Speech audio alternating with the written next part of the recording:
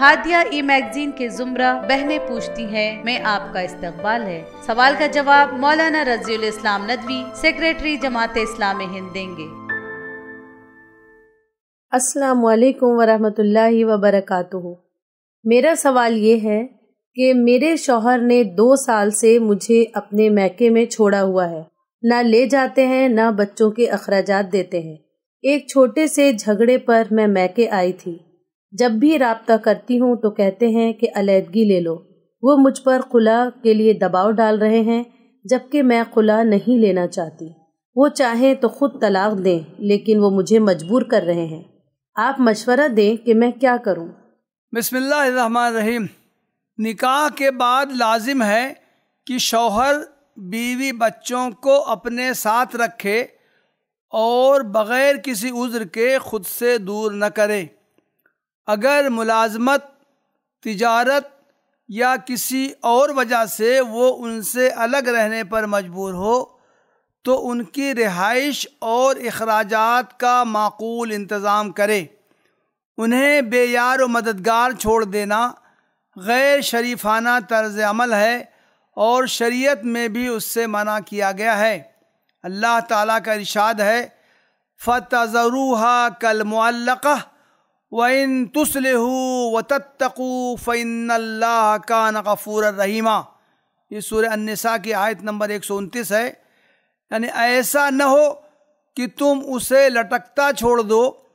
اگر تم اپنا طرز عمل درست رکھو اور اللہ سے ڈرتے رہو تو اللہ چشم پوشی کرنے والا اور رحم فرمانے والا ہے۔ اس آیت میں ان لوگوں سے خطاب ہے جو ایک سے زیادہ نکاح کرنا چاہتے ہوں۔ ان سے کہا گیا ہے کہ اگر وہ دوسری بیوی لائیں تو عدل و انصاف سے کام لیں، پہلی بیوی سے اعراض نہ کریں اور دونوں بیویوں کو برابر حقوق دیں۔ ساتھ ہی درست طرز عمل اختیار کرنے اور اللہ سے ڈرتے رہنے کی تلقین کی گئی ہے۔ یہ حکم اس صورت میں بھی ہے جب کسی شخص کی ایک ہی بیوی ہو کہ اسے لٹکا کر رکھنا اور اس کے حقوق کی ادائیگی سے غفلت برتنا جائز نہیں ہے۔ زوجین کے درمیان معمولی باتوں پر شکر رنجی ہو جاتی ہے۔ ایسی صورت میں نہ بیوی کے لیے مناسب ہے کہ وہ روٹھ کر اپنے میکے چلی جائے اور نہ شوہر کو زیب دیتا ہے کہ اگر بیوی میکے چلی گئی ہے تو اسے منانے اور اپنے گھر لانے کی کوشش نہ کرے۔ ایک حدیث میں ہے کہ اللہ کے رسول صلی اللہ علیہ وسلم نے ارشاد فرمایا ہے کسی شخص کے لیے جائز نہیں ہے کہ وہ اپنے بھائی سے 3 راتوں سے زیادہ قطع تعلق رکھے۔ یہ مناسب نہیں کہ وہ ملیں تو ایک ادھر منہ پھیر لے اور دوسرا ادھر۔ ان میں بہتر وہ ہے جو آگے بڑھ کر سلام کر لے۔ یہ حدیث صحیح بخاری اور صحیح مسلم میں آئی۔ اس کا اطلاق زوجین پر بھی ہوتا ہے کہ اگر وہ کسی بات پر ایک دوسرے سے ناراض ہو گئے ہیں تو باہم مصالحت کی کوشش کریں، اور ان میں بہتر وہ ہے جو اس معاملے میں سبقت کرے۔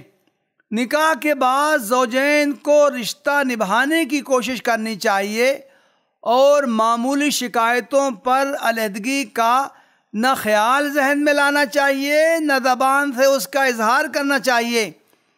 لیکن اگر اختلافات اتنے بڑھ گئے ہوں کہ نباہ ممکن نہ ہو تو شریعت نے علیحدگی کا طریقہ بتایا ہے۔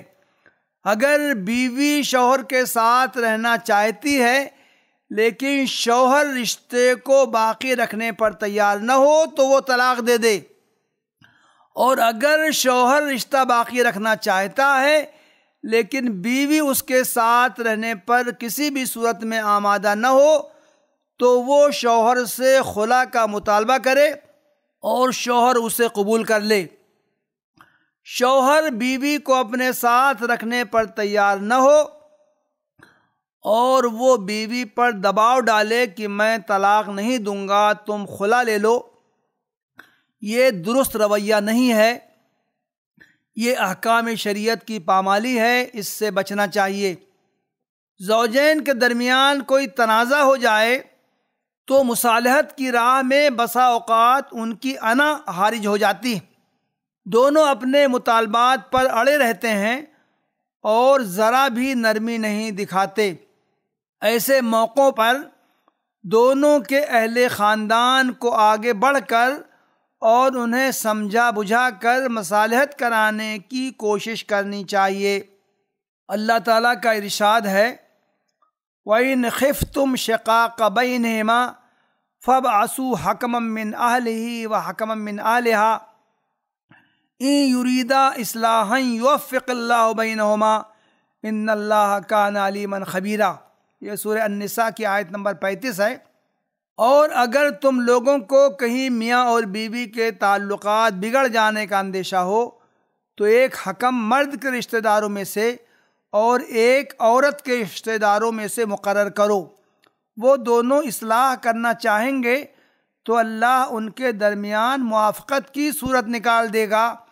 اللہ سب کچھ جانتا اور باخبر ہے۔ اس آیت میں بتایا گیا ہے کہ اگر دونوں یعنی زوجین اور ان کے رشتہ دار افہام و تفہیم اور مصالحت کی غرض سے مذاکرات کریں گے تو ان کا تنازع دور ہو جائے گا اور شکایات رفع ہو جائیں گی۔ وآخر دعوانا ان الحمد للہ رب العالمین۔